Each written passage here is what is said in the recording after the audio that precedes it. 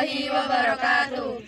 Perkenalkan, kami dari kelompok 6. Di sini kami akan menceritakan ulang tentang cerita sejarah Ronggeng Dukuh Paruk.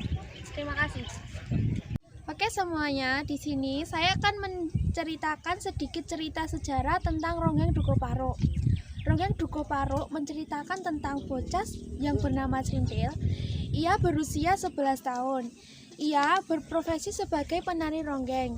Konon ceritanya, ia merupakan keturunan Ki Secamenggala.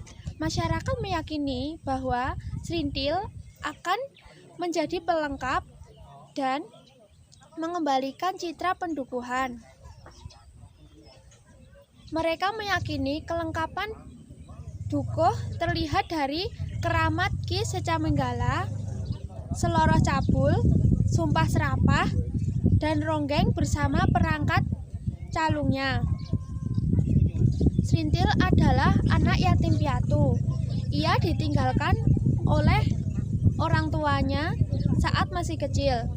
Orang tuanya meninggal karena memakan tempe bongkek yang dibuatnya sendiri. Orang tuanya tersebut meninggal dengan 16 warga lainnya. Kemudian Srintil setelah ditinggalkan oleh orang tuanya, ia diasuh oleh nenek dan kakeknya. Di sini saya akan melanjutkan tentang cerita Ronggeng Dukuh Paruk. Dari ia kecil, Srintil sudah menjadi penari ronggeng. Kakeknya meyakini Srintil sudah kerasukan indang ronggeng dan dilahirkan sebagai ronggeng dengan restu arwah Ki Secamenggala. Karena anggapan seperti itulah, Srintil digambleng menjadi ronggeng. Kertareja, sang dukun ronggeng, mengajak Srintil mengikuti tahapan sebagai ronggeng sesungguhnya. Sebagai awalan, Srintil mandi kembang di tempat cungkup makan Ki Secamenggala. Tahapan lain yang dilalui Srintil adalah buka kelambu. Dirinya tidak bisa memungut bayaran saat berpentas jika belum melalui tahapan ini. Di sini saya akan melanjutkan cerita Ronggeng Dukuh Paruk. Di sisi lain ada Rasus yang keberatan jika Srintil harus melalui semua syarat tersebut. Dia adalah teman Srintil sejak kecil. Rasus merasa sakit hati dan cemburu karena Srintil menjadi ronggeng. Profesi ronggeng artinya Srintil menjadi milik umum. Kegadisan Srintil disayembarakan. Rasus semakin marah saat dirinya yang berusia 14 tahun itu tidak bisa berbuat apa-apa pada gadis yang dicintainya. Di sini saya akan melanjutkan cerita Ronggeng Dukuh Paruk. Hingga suatu hari terjadi pertengkaran antara Doer dan Sulam di emper samping rumah Kertareja untuk merebutkan keperawanan Srintil. Rasus juga ada di sisi lain rumah tersebut, tidak bisa melakukan apapun. Kertareja menyaratkan seringgit uang emas untuk menilai keperawanan Srintil. Tapi Srintil mendadak muncul dari belakang rumah Kertareja dan mendatangi Rasus. Di sini saya akan melanjutkan cerita tentang Ronggeng Dukuh Paruk.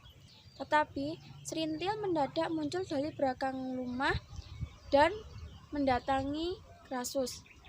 Dia meminta Rasus untuk menggaulinya.